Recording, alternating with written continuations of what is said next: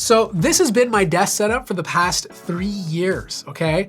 Like, this is the guy who does desk setups, and this is what my desk setup looked like at home. Like, come on, this is kind of embarrassing. I'm not saying it's a bad setup, it's just very unorganized. You know, there's a lot of stuff going on this desk. It's the typical YouTuber desk with the IKEA kitchen top and Alex drawers. So I feel like this desk setup that I put together for myself does a better job, you know?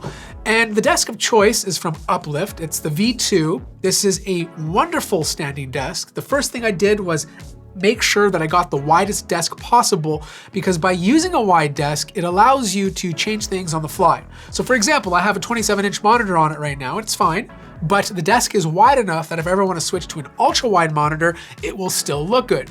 The other thing I should say is if you are buying any sort of desk, even if it's a standing desk, get a power bar that screws into the back of the desk, because it really does help cable management. I didn't get the controls where you can like customize different settings. It's just up and down. I don't need that. Like, if I want to stand up, I'll just push the button, and same holds true if I want to sit down. But the cool thing about this desk is all the different desk options you have to choose from. I personally went with the butcher block, the walnut color. I think this looks super classy, and it also does a much better job of hiding dust. And it also came with a hammock, which my kids seem to love. Now, personally, I don't use the hammock. You have to be 200 pounds or less. I weigh 950, so the whole desk would probably break, but it's there if my kids ever want to take a nap. Now, I was gonna go for a massive painting on the wall, but because I'm in the basement, I wanted to make things feel taller. And the best way to do that is to add layers. So I have these 2 shelves. They're from Grove Made. It's their wood wall shelves. It's 38 inches wide for the smaller one and 54 inches for the bigger one. It's a walnut plywood, and they slip onto these 2 black things, which means you can place cables behind them. Now, I don't want cables going down my wall, but if you do, you have that option. And I just think they look classy. Not only do they match the desk, they give me another space to put stuff on. So I can customize with little knickknacks. If I'm sick of it in a year, I can take off those knickknacks and put something else. It just gives me more options. Now, because I went with these shelves, I decided to go with a walnut desk shelf just below the monitor. This is very important if you're using a PC, because you're just connecting a lot of stuff to it. And the best way to hide that stuff is with a shelf on your desk. This allows me to hide some cables, and it also allows me to hide the Go XLR. If I just left these things open, it would just make the space look a lot more disorganized. There's also a bunch of other Grove Made knickknacks on the table, like planters, a cup holder, and a headphone stand. I just think the color scheme ties in nicely overall. But the next item is a Purifier. It's the Dyson Purifier Humidify Plus Cool Formaldehyde. They're kind enough to sponsor this portion of the video, but trust me, this item is awesome to have in any room. My setup's in the basement, not the best place for air quality. I also have 2 cats, which doesn't help the situation. And this is always continuously detecting and destroying formaldehyde. It purifies and hygienically humidifies an entire room. And this is super important in the winter when it gets really, really dry. You just fill up the little tank with water and it blows cool mist. There's a HEPA filter that captures up to 99.97% of particles as small as 0.3 microns. And like I said, since I have 2 cats, it helps reduce the amount of dander that's flying around in that room. In the summertime, it keeps me cool since it has that built-in fan, and you can even switch the directions if you don't want the air coming directly at you. The app is fun to use since you can monitor it from anywhere in the world, but personally, I just leave it on auto. I just let it scan the air quality and it goes on and off when it needs to. Filter is easy to change, and there's even a night mode to dim the display. As for the monitor arm, I'm using a product from North Bayou. This has been the best monitor arm I've used. I stopped using those Vivo ones. They're good for the price, but this one is just a lot more sturdy. It's spring loaded, so whatever direction or position you move the monitor, it stays. It doesn't fly back or go down. It holds up to 20 pounds, so you can support a lot of different monitor sizes. It's spring loaded, so it moves nicely, and the cable management inside helps keep the desk clean. Now, since we're talking monitor arms, we should probably talk about monitors, and the one I'm using here is the GP27U from Cooler Master. This is a 4K quantum dot mini LED monitor. It gets insanely bright, up to 1200 nits of peak brightness. It's HDR 1000, so you actually get true HDR when you're using this thing. It's also a great gaming monitor since you go up to 160 hertz, 0.5 millisecond response time, and since there's 576 local dimming zones, you just get much better contrast ratios than your standard non-mini LED monitor. It just looks a lot more OLED-like than your normal IPS displays.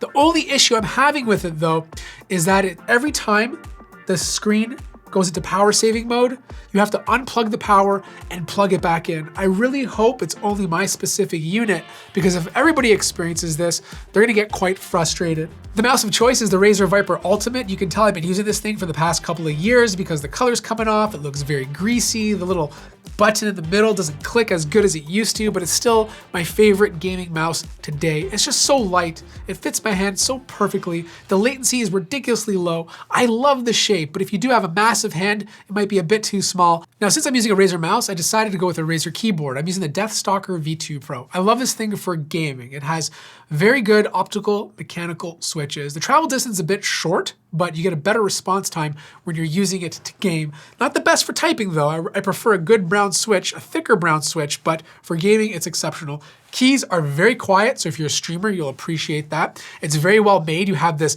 aluminum top with a plastic bottom. You can hook it up using a 2.4 gigahertz dongle, Bluetooth, or directly connect it with a cable. The mouse pad is also from Razer. It's their Gigantus V2 Soft gaming mouse. There's nothing much to say here. It's just a black gaming mouse pad. It doesn't matter which one you use. I just find it to be very soft and comfortable to move my mouse across. I will say though, I do wish the border was a different color or just black, as the green doesn't match the aesthetic. The PC was created by myself. I put it together in a previous video. It's the i9 13900K paired with an RTX 4090. I think it's a super clean build, and I'm not gonna go through all of it since I already did a video on it, and if you're interested in checking that out, there'll be a link in the description down below. But there's no speakers on this desk because I'm strictly using headphones, and they happen to be the Sony InZone H9. I also reviewed these headphones, so if you're interested in checking that out too, I'll also place a link in the description down below. But overall, they have really good battery life, 24 hours of continuous use without having to charge. They feel very comfortable to wear for very long hours. Microphone is okay. It has active noise cancellation, which is really nice. There's spatial audio, which I found to be a huge game changer when I'm gaming. I actually hear footsteps a lot better. I can also be more specific on where the footsteps are coming from. They're great headphones. The only con is they're quite big, and if you go too far from your desk, they seem to disconnect a little bit earlier compared to other wireless headphones. Now, underneath that desk shelf, I have a Go XLR. In my previous desk setup, I was trying to stream during the pandemic, and I thought I was gonna do this big streaming gig, but didn't end up going so well, and I wanted something where I could control chat volume and microphone volume and music volume, so I bought the Go XLR. It's a great product. Like, if you're a streamer, I highly recommend it, but if you're just a YouTuber like me, it's not really a good investment, but it's good. You know, it handles my microphone that I have connected to it, which is the Rode Procaster. It's a great XLR broadcast mic. It sounds fantastic right out of the box, a bit brighter than the Shure SM7B and a bit less bassy.